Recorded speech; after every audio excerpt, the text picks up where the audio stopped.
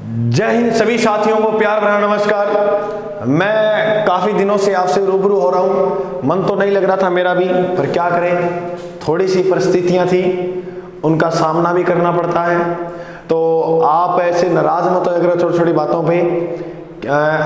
मैं प्रयास करूँगा करवाने का, आपको नहीं छोड़ रहा के तो गुरु जी थे तो ज़्यादा ऑफलाइन आ रहा ध्यान दे लगा आ बात होगी बात किसी को नहीं, थारा में भी तो जी है, ऑफलाइन आ रहा में तो जी है बेसी कोई दिक्कत को नहीं। जिया जिया टाइम लगा बस। अब ऐसे पहले हर रोज़ देते थे, अब ये है कि आप एक हफ्ता में कोई 2 या 3 बस 4 भी कर दूंगा लेकिन आपके लिए।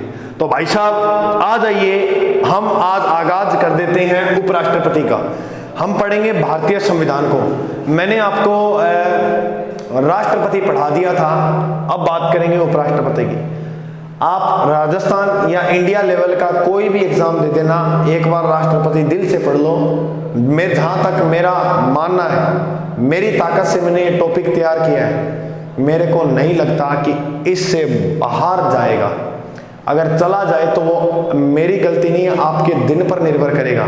हो सकता है कि आपका उस दिन खराब हो, समझे मेरी बात को बिल्कुल। तो आइए देखो, ये जो उपराष्ट्रपति है, उपराष्ट्रपति के पद का जो उल्लेख है वो है आर्टिकल 63 में। आर्टिकल 63 में दर्शाया गया है कि भारत का एक उपराष्ट्रपति होगा।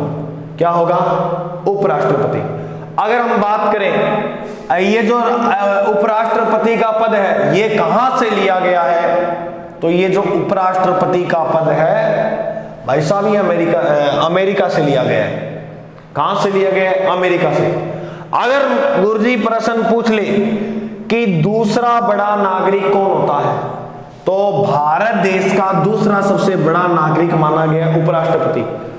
तो गुरुजी माने बता दियो प्रथम। अगर पूछ ले भारत देश का प्रथम नागरिक कौन होता है, गुरुजी में हो आके ना थे को नहीं हो, तो कौन होता है? राष्ट्रपति। कौन होता है भाई? राष्ट्रपति। भारत देश का प्रथम नागरिक राष्ट्रपति को माना है, द्वितीय प्रधान नागरिक जो माना है वो उपराष्ट्रपति को माना है। गुरुजी तो फिर मैं को नहीं कह राष्ट्रपति, अरे थे क्यों गुस्सा होते हो राष्ट्रपति। देखो तो आगे योग्यता। अब योग्यता का जो उल्लेख है वो है आर्टिकल 66 उपखंड 3 के अंदर, यानी अनुच्छेद 66 के 3 में। किसका उल्लेख है भाई साहब? योग्यता। मतलब कि अगर आपको बनना है उपराष्ट्रपति तो इसके लिए आपको योग्यताएं क्या क्या चाहिए। तो देखिए सबसे पहले हम बात करें आयु की, तो साथियों आपकी जो आयु होनी चाहिए वो कम से कम कितने वर्ष होने चाहिए? 35 वर्ष। अगर आपकी आयु 35 वर्ष से अधिक है तभी आप उपराष्ट्रपति का चुनाव लड़ सकते हो। और एक बात और याद रखना भाई साहब कि राष्ट्रपति का चुनाव के लिए भी आयु कितनी चाहिए? 35 वर्ष। अब आइए सदस्य, देखिए अगर आपको उपराष्ट्रपति बनना है, क्या भाई, अगर आपको उपराष्ट्रपति बनना है तो राज्यसभा, नाम सुना है ना राज्यसभा? बिल्कुल सुना है सर। तो आपको इतनी ताकत होनी चाहिए आपके अंदर कि आप कम से कम राज्यसभा का सदस्य तो बन सके। यानी ऐसे हर कोई उपराष्ट्रपति का चुनाव नहीं लड़ सकता। तो गुरुजी यानी आप में इतनी ताकत तो होनी चाहिए कि आप राज्यसभा का तो सदस्य बन नहीं सकते हो। तो गुरुजी ये बस 2 ही योग्यता होती है। अरे बाकी भी योग्यता तो नॉर्मल है भी एग्जाम में उनका। गुरुजी किसी भारत का नागरिक होना चाहिए, दिवालिया घोषित नहीं होना चाहिए, लाभ के पद पर नहीं होना चाहिए, ये बातें तो नॉर्मल है, सभी में आएंगी सामान। मेन बात जो है आयु और सदस्य, तो इतनी ताकत यानी इतनी योग्यता रखता हो राज्यसभा सदस्य बनने की। अगर मान लो गुरुजी कोई लाभ के पद पे है, तो भैया लाभ के पद पे और वो बनना चाहता है तो इस लाभ के पद से उसे इस्तीफा देना पड़ेगा, तभी उपराष्ट्रपति का चुनाव लड़ सकता है। आइए जानते हैं अनुच्छेद 66(4) में। 63 में योग्यता देखी, 64 के अंदर है लाभ का पद। देखो कोई भी लाभ पद धारण है वो नहीं कर सकता। उपराष्ट्रपति अगर कोई लाभ का पद धारण करता है तो वह उपराष्ट्रपति नहीं बन सकता। यह बात दी गई है आर्टिकल 66(4) में। अगर कोई लाभ का पद धारण किया हुआ है तो वह उपराष्ट्रपति नहीं बन सकता। अगर बनना होगा तो लाभ के पद को क्या करना होगा? त्यागना होगा। अब बात कर लेते हैं कि उपराष्ट्रपति बनने के लिए शर्तें क्या क्या चाहिए। ऐसे ही थोड़ी उपराष्ट्रपति बन जाएगा। शर्तें 20 तो चाहिए अनुमोदक और 20 चाहिए प्रस्तावक। का गुरुजी ये क्या होते हैं? 20 प्रस्तावक का मतलब है ये जो 20 प्रस्तावक हैं ये व्यक्ति तो कहें कि इस व्यक्ति को उपराष्ट्रपति चुना जाए। ये तो क्या कहें, इस व्यक्ति को उपराष्ट्रपति चुना जाए। जबकि अनुमोदक ये जो व्यक्ति है ये इन व्यक्तियों का क्या करे, समर्थन, ये इन व्यक्तियों का सहयोग करे। हाँ भाई आप सही कह रहे हो, यही व्यक्ति उपराष्ट्रपति चुना जाना चाहिए। तो प्रस्तावक बे जिका कहे ओ राष्ट्रपति चुनो, अनुमोदक बे जिका कहे इनको सहयोग करे, जो राष्ट्रपति उपराष्ट्रपति को चुनते हैं उनका सहयोग करते हैं। चलिए आगे एक बात और बताता हूं, इसमें एक जमानत राशि और चाहिए होती है। क्या गुरुजी ये क्या होती है? आप बता दूं तो जमानत जो राशि चाहिए वो कितनी चाहिए? 15,000 रुपए। मान लो ये जो उपराष्ट्रपति है ये अपने पद पर ये चुनाव लड़ता है, तो इसको कम से कम कितनी जमानत राशि होनी चाहिए इसके पास? तो इसको जमानत राशि लेते हैं इसे 15,000। फिर वो स्टोरी आती है राष्ट्रपति में 1/6 बहुमत न्याय प्राप्त होता है तो जमानत जब्त हो जाती है। ठीक है, तो वो आपने पढ़ा होगा। बात करें आर्टिकल 66(1) की, तो आर्टिकल 66(1) के अंदर ये जो राष्ट्रपति का चुनाव होता है, निर्वाचन, वो कैसे होता है तो उसका उल्लेख दिया गया आर्टिकल 66(1) में, यानी अनुच्छेद 66(1) में।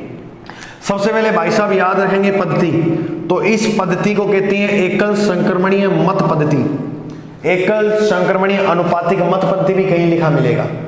सर ये क्या होता है? यानी इसका जो चुनाव होता है वो अप्रत्यक्ष रूप से होता है। अब गुरुजी अप्रत्यक्ष तो हमने कभी सुना ही नहीं क्या होता है, तो सुनिएगा। अब मान लो ये कोई व्यक्ति है, ठीक है, इसे हम उपराष्ट्रपति चुनेंगे। ये व्यक्ति है, ठीक है, क्या गुरुजी ये व्यक्ति कहां से है? ये सदन के व्यक्ति है, जिसे हम कह सकते हैं लोकसभा और राज्यसभा। ये जनता है, ये क्या है? जनता। जिनको, यानी आप ऐसे याद रखना, एक तो अप्रत्यक्ष होगा और एक क्या होगा? प्रत्यक्ष। प्रत्यक्ष क्या होता है? जिस चुनाव में जनता भाग लेती है वो तो होता है प्रत्यक्ष रूप से, और जिस चुनाव में जनता भाग नहीं लेती वो होता है अप्रत्यक्ष रूप में। क्या आपने कभी उपराष्ट्रपति के चुनाव में शामिल हुए हो क्या? ना गुरुजी मैं तो घरे बाढ़ पार से धारामी कौन जाए, अरे थे ना जाओ बाबा तो नहीं कहो। मैं कह रहा हूं आपको कि आप उपराष्ट्रपति के चुनाव में गए हो, ना गुरुजी को नहीं गया तो कौन जाओ? क्यों? क्योंकि ये चुनाव अप्रत्यक्ष रूप से होता है। आप केवल उन्हीं चुनाव में जाओगे जहां प्रत्यक्ष रूप से चुनाव होंगे, यानी जहां जनता भाग लेगी। यानी ये नॉर्मल सी बात है, जी चुनाव में आपा जाओ वो तो है प्रत्यक्ष रूप हो, और जी में आपा चुन के भेज दें आगे वो है अप्रत्यक्ष रूप, क्योंकि उसको अपने चुन दिया वो आगे किसी और को चुन लेगा। तो याद रखना एकल संक्रमणीय मत पद्धति। और सभी सदस्य का मतलब मैंने अभी एक बात बताई थी, सदन। सदन में आता है लोकसभा और राज्यसभा। लोकसभा और राज्यसभा के सभी सदस्य भाग लेंगे उपराष्ट्रपति के, चाहे वो मनोनीत हो चाहे चुनाव हो। सर लोकसभा में कितने सदस्य मनोनीत होते हैं? 2, एंग्लो इंडिया। अब वो SC/ST वाला लफड़ा चल गया। सर राज्यसभा में 12 मनोनीत किए जाते हैं। याद रखना राष्ट्रपति के चुनाव में ये व्यक्ति भाग नहीं लेते, यानी मनोनीत किए हुए व्यक्ति भाग नहीं लेते, जबकि भाई साहब उपराष्ट्रपति के चुनाव में सभी भाग लेते हैं। तो सिंपल है, याद हो जाएगा।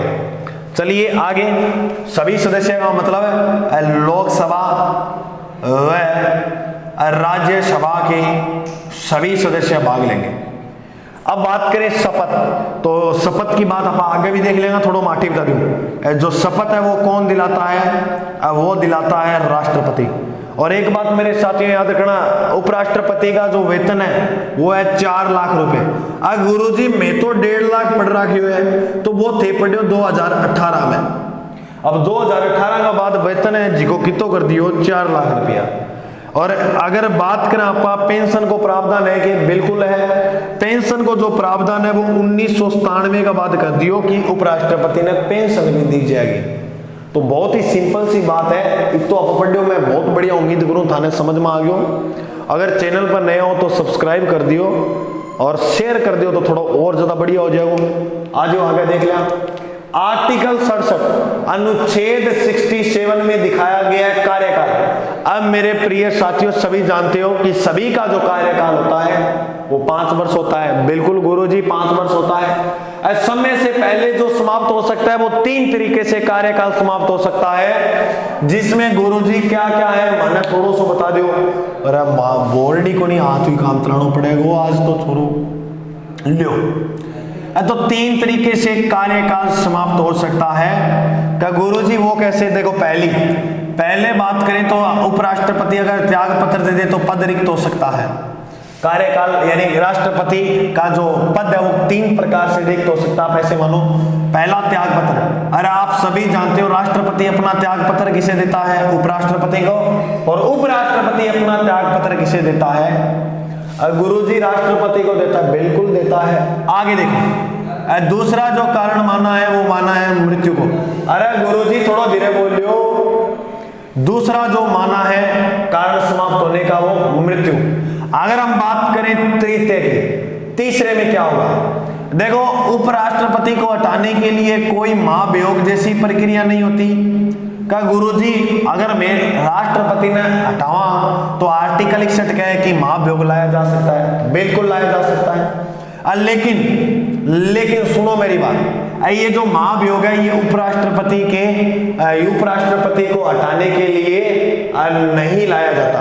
क्या भाई, नहीं, ऐसी कोई प्रक्रिया नहीं होती। तो गुरुजी कैसे हटाएंगे? अगर कोई लग रहा है कि ये उपराष्ट्रपति संविधान का उल्लंघन कर रहा है फिर तो भाई साहब राज्यसभा का नाम सुना होगा। बिल्कुल। और राज्यसभा का सभापति होता है उपराष्ट्रपति। बिल्कुल होता है गुरुजी। तो राज्यसभा के कुल सदस्य कितने होते हैं? 245। अधिकतम सदस्यों की संख्या होती है 252। इनको याद नहीं रखना, एक बार छोड़ो। राज्यसभा के 245 जो सदस्य हैं, इन 245 ने प्रस्ताव पारित कर दिया कि भैया उपराष्ट्रपति को हटाओ।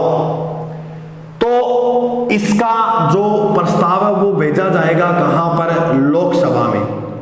और लोकसभा ने अनुमति दे दी कि भैया उपराष्ट्रपति को हटाओ, तो उपराष्ट्रपति का जो पद है वो हटा दिया जाएगा।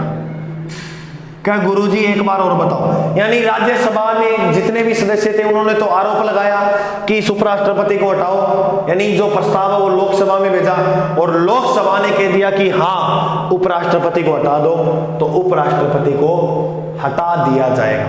अब तो गुरुजी अगर उपराष्ट्रपति का पद एकदम से खाली हो गया तो उसके पद पे कार्य कौन करेगा? कोई नहीं करेगा।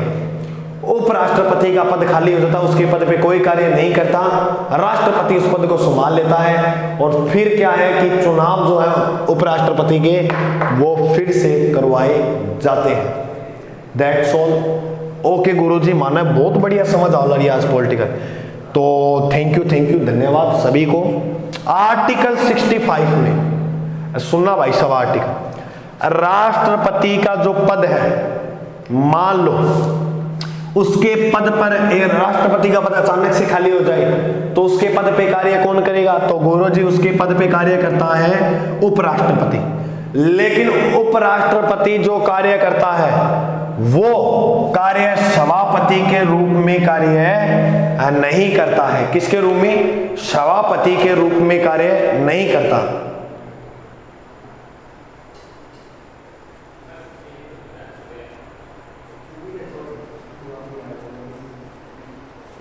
तो सिंपल सी बात है, थाने याद होगी।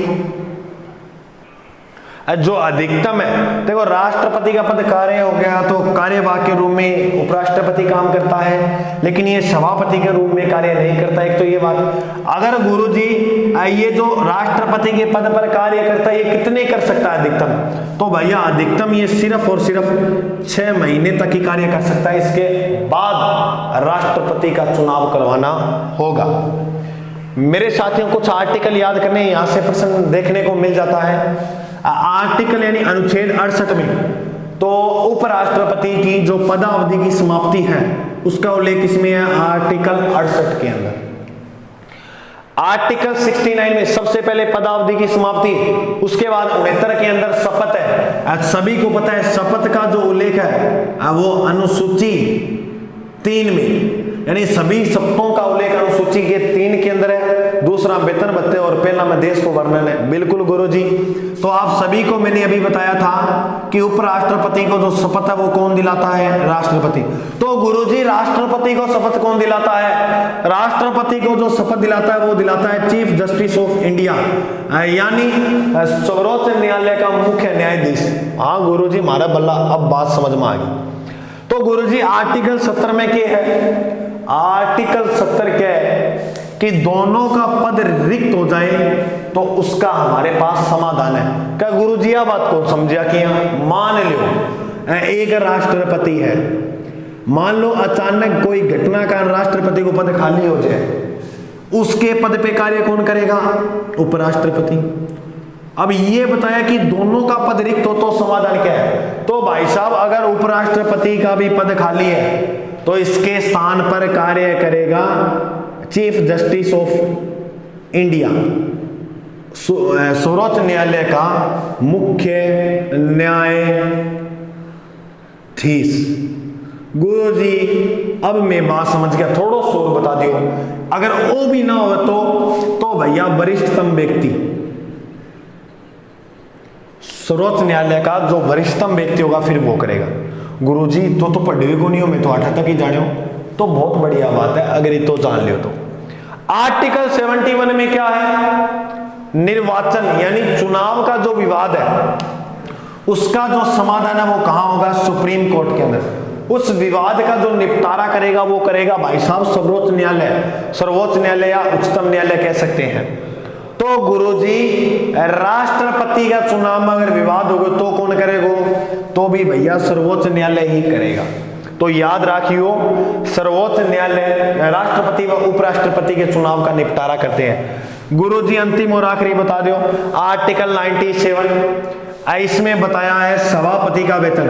अब गुरुजी वो सभापति नाम कटवाए, अरे थाना अभी तो बतायो कि जो राज्यसभा होता है इसका कोई अध्यक्ष नहीं होता, इसके अध्यक्ष को कहा जाता है सभापति, जबकि लोकसभा के अध्यक्ष को अध्यक्ष ही कहते हैं, राज्यसभा के अध्यक्ष को सभापति, और ये सभापति तो उपराष्ट्रपति होता है, यानी राज्यसभा का जो मुख्य होता है वो उपराष्ट्रपति तो होता है। तो गुरुजी सभापति का वेतन मतलब यानी इसे जो वेतन मिलता है वो सभापति के रूप में मिलता है, ना कि उपराष्ट्रपति के रूप में, क्योंकि इसके वेतन को संविधान में कहीं नहीं दर्शाया, जबकि सभापति के वेतन को दर्शाया। इसलिए उपराष्ट्रपति को सभापति के रूप में वेतन मिलता है 4 लाख रुपए। अगर हम बात करें सभापति के रूप में वेतन मिलेगा और इसके पद का कोई वेतन नहीं होता, इतनी बात आपको पता लगी। थोड़ी सी 3 बातें और याद रख लियो, क्या गुरुजी बता दो, ये भी कर लेंगे। पहली बात, प्रथम उपराष्ट्रपति कौन थे? भारत के जो प्रथम उपराष्ट्रपति थे वो थे डॉक्टर सर्वपल्ली राधाकृष्णन जी, और इसके समय जो हमारे राष्ट्रपति थे वो थे डॉक्टर राजेंद्र प्रसाद। गुरुजी वो तो मैं पढ़ रहा हूं बिल्कुल, इसका शासनकाल भी ये माना जाता है। कितना वर्ष कर लियो भाई? 10 वर्ष। तो एक बात याद रखियो, सर्वाधिक लंबा शासनकाल जो था वो किस उपराष्ट्रपति का था? राधाकृष्णन जी का।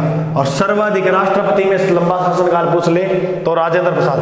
राजेंद्र प्रसाद जो थे वो भारत के प्रथम खाद्य मंत्री भी रहे हैं, और राजेंद्र प्रसाद 2 बार, एक बार चुनाव और एक बार मनोनीत किए गए थे।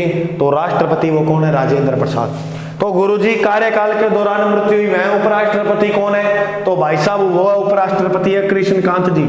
कृष्णकांत जी ऐसे राष्ट्रपति थे जिनकी मृत्यु कार्यकाल यानी पद पर रहते हुए हुई थी।